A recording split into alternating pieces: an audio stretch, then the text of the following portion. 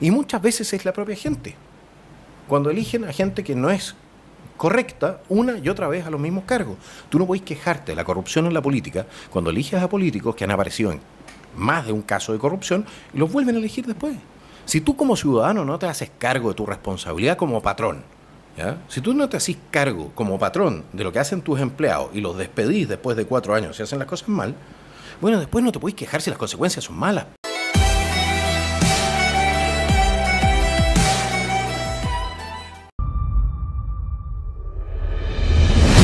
Pero por supuesto, ¿cómo no me voy a retirar si soy censurado? Aquí no puedo poner mi nombre.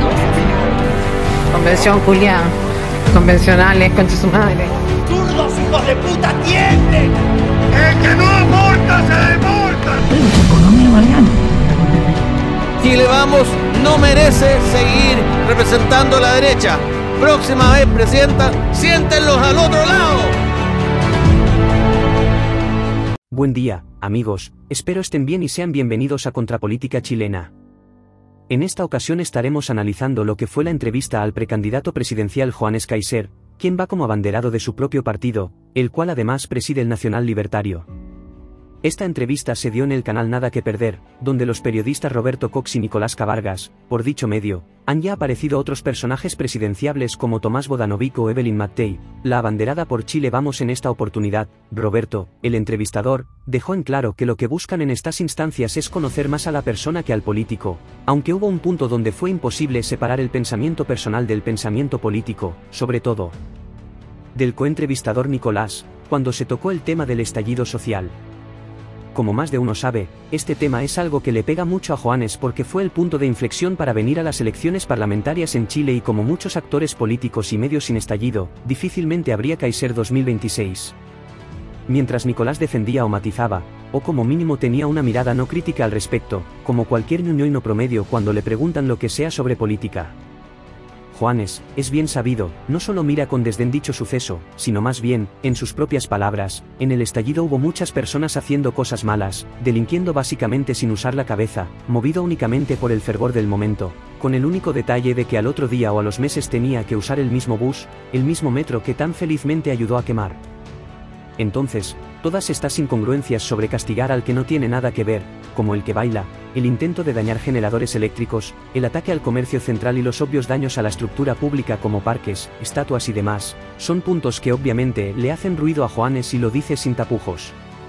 Si bien sabe hacer la diferencia entre personas tontas y enojadas delinquiendo y delincuentes, siendo sobre todo una entrevista más tranquila y relajada, unos pocos esperaríamos más dureza en su crítica.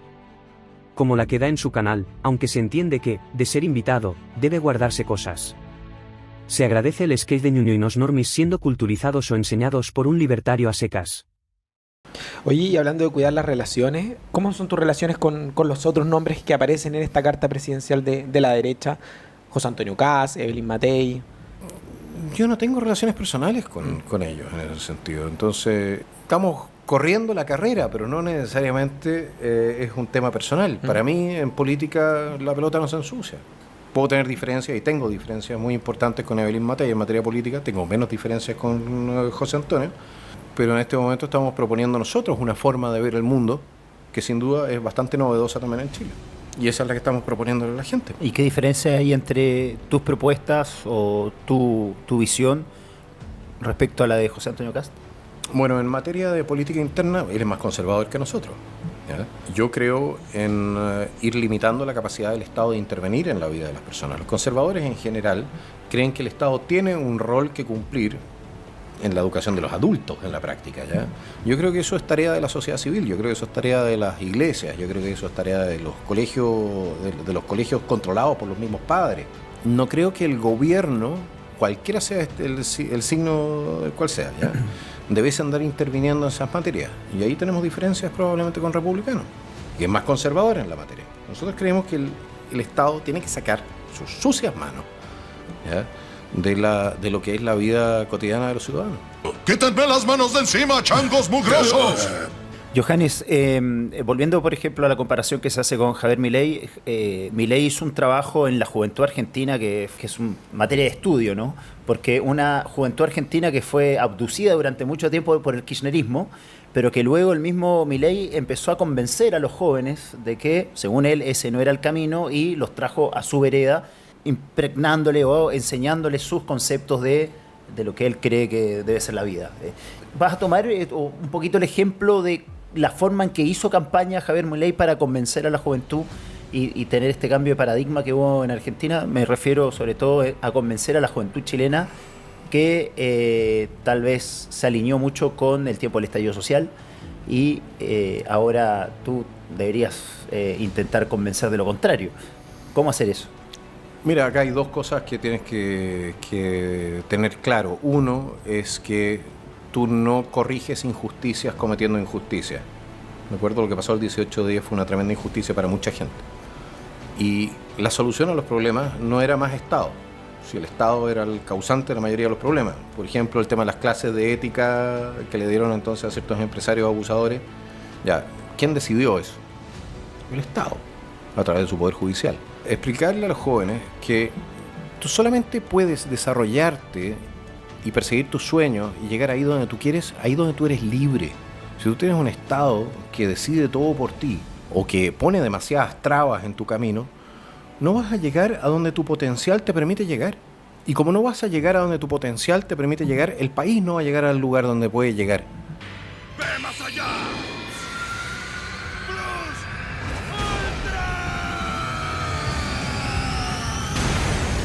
Porque sumados es el resultado. La solución a los problemas de abuso pasan muchas veces, sí, por la corrección de lo que hace el Estado, pero no por quemar el negocio de la esquina, no por obligar a la gente o violentarla, obligándola a bailar para pasar por alguna parte, no por agredir a la gente en su fuero íntimo o en sus convicciones o en su religión, como pasó con tanta iglesia quemada. No pasa por eso. ¿Cómo va a salir algo bueno de algo malo? Pero del 18 de octubre, ¿tú sientes que no hubo nada bueno? Nada. Nada. Yo creo que hubo un abuso. Pero hubo 1 millón de personas en las calles. Sí. Y ese millón de personas es uno de cada 20 chilenos promedio. No era 1 millón, pero bueno, está bien. 600.000. Entonces uno de cada 40 personas. No eran 600.000 personas malas, ¿cachai? Ciudadanos y ciudadanas de nuestro país que están ejerciendo su derecho a manifestarse como delincuentes. Dice que las personas hayan sido malas. Digo que hicieron cosas malas. Pero hubo gente que hizo cosas malas. Sí, claro, pero no el total. Un momento, yo me acuerdo todavía la encuesta CADEM cuando el 70-80% de este país respaldaba la violencia para alcanzar ciertos objetivos. Nosotros, si tú tienes ese nivel de respaldo a la violencia, tú tienes un problema serio en el país. No tenéis cómo el sistema democrático estuvo así de caerse. Así. Entonces tenemos que tener también la visión de qué tan responsables somos por lo que hacemos. Sí, tú puedes estar enojado. Por ejemplo, yo ahora estoy creando una comisión investigadora por el tema de los TAC, que me ha resultado bastante difícil conseguir firmas para la comisión investigadora por la renovación de los contratos. ¿Ya? Primero tenés que saber qué es lo que no está funcionando, qué es lo que está pasando. Bueno, si tú te vas a alzar contra el problema del TAC, no tiene ningún sentido que lo hagas violentamente contra cualquier tipo que no tiene nada que ver con el cuento. ¿Qué tiene que ver, por ejemplo, el tema de la colusión del confort con quemar las estaciones del metro? ¿Ya? O destruir las paradas de micro, o quemar micro, o que el capitalismo y la cuestión, claro, porque al capitalista le duele mucho cuando le quemáis la estación de metro, porque anda en metro todos los días, ¿no es cierto? El señor Luxich probablemente no podía llegar a su pega porque no lo dejaban andar en metro. Un dedo de frente. Si tú quieres efectivamente que las cosas cambien para bien, entonces tienes que ir y protestar ante quién es responsable. ¿Quién es responsable? Bueno, el Ejecutivo evidentemente es responsable muchas veces, pero muchas veces también es el Poder Judicial y muchas veces es la propia gente. Cuando eligen a gente que no es correcta una y otra vez a los mismos cargos. Tú no podés quejarte de la corrupción en la política cuando eliges a políticos que han aparecido en más de un caso de corrupción y los vuelven a elegir después.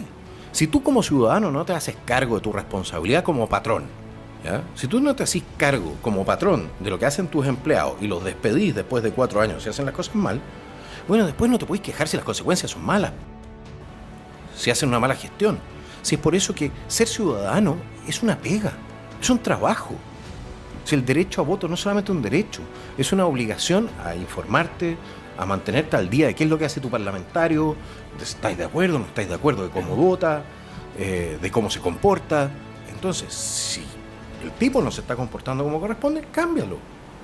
Cámbialo. Si lo decía, creo que Bernard Shaw, ¿ya? Que era un escritor inglés, decía que los políticos y los pañales hay que cambiarlo bastante seguido por las mismas razones. Tienes que tener un ojo puesto en lo que hacen tus representantes. ¿Existe el mundo perfecto o no existe el mundo perfecto? ¿Ya? Todo el mundo tiene demandas, todo el mundo cree que sus demandas son las más importantes.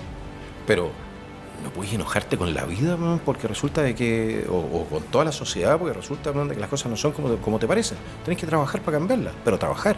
Eso significa, ok, ¿tú crees que el sistema de salud es malo? Perfecto, hay problemas sistémicos que puedes cambiar. Pero ¿sabes qué otra cosa puedes cambiar? Puedes participar, puedes ir a aprender medicina, ya sea como enfermería, lo que fuera, y comprometerte con el tema. Pero muchas veces la gente también dice, ¿sabes qué más? Yo quiero las cosas hechas. Y nosotros como sociedad tenemos que aprender de que nuestro involucramiento, o sea, el hay que hacer, me tiene chato. Este es el país de los hay que. Y todo el mundo tiene ideas brillantes, pero a la hora de hacer el esfuerzo, hay menos gente que está dispuesta a hacer el esfuerzo. Como pudimos ver, realmente fue un contigo aprendo, siendo Joanes el instructor. En varios momentos a lo largo de la entrevista se notó, sobre todo, tal vez no la incomodidad de Nicolás o desinterés al mismo tiempo que Joanes se llevó la entrevista en el bolsillo, denotando que, como buen político, hace de la cosa pública una cosa política. Diría yo que esta es de las mejores entrevistas que tiene Joanes hasta la fecha y es por sus respuestas y de cómo la llevó más que los periodistas. El punto crucial, creo, fue cuando les puso en la mesa el tema de la responsabilidad electoral. No es algo que se diga mucho en este país, más que nada porque no les gusta decir que la democracia no es un privilegio, sino una responsabilidad, quitándole ese halo mágico o místico que últimamente se ve, sobre todo de la derecha y muchos personeros, cuando hablan sobre la democracia como un derecho adquirido más que un deber. Tenemos varios ejemplos de parlamentarios electos malos, Florcita es uno de ellos, evidentemente, el 80% de la primera convención es otro gran ejemplo o Pamela Giles y sus Nerutous, el mismo Gabriel Bourik es otro gran ejemplo cuando hablamos de poca prolijidad, si se quiere, respecto a la falta de responsabilidad, sobre todo cuando vemos a muchos votantes del siendo críticos respecto a ella. Al Emparte y todo el grupo de Amarillos por Chile, diría que son la cara de la irresponsabilidad cuando de votar se habla y a nivel de parlamentarios lo mismo, son la cara visible de lo que personas sin escrúpulos con poder pueden llegar a hacer ya que, siendo un poco honestos, esto se trata de temas de principios, de algo más profundo que solamente ignorancia o pereza o que estén perdidos con conceptos, el chileno debe saber elegir mejor a sus representantes porque después, cuando Chile no anda como se quería en un principio, las personas se desencantan de la política y dejan de participar en un sistema el cual no te está llamando a participar, así como trabajar no te está llamando a levantarte a las 5 de la madrugada, sino, como vengo diciendo, se trata de responsabilidades que tienen impacto directo en la vida cotidiana de los ciudadanos y que, por desgracia, es un sistema que, al menos para los tiempos que corren, está demostrando no ser eficiente cuando soluciones reales debe dar. Y bueno amigos, eso es todo por hoy. No olviden comentar, ni tampoco dar like o suscribirse. Les deseo buen día, tarde o noche. Esto fue Contra Política y nos vemos en el próximo video.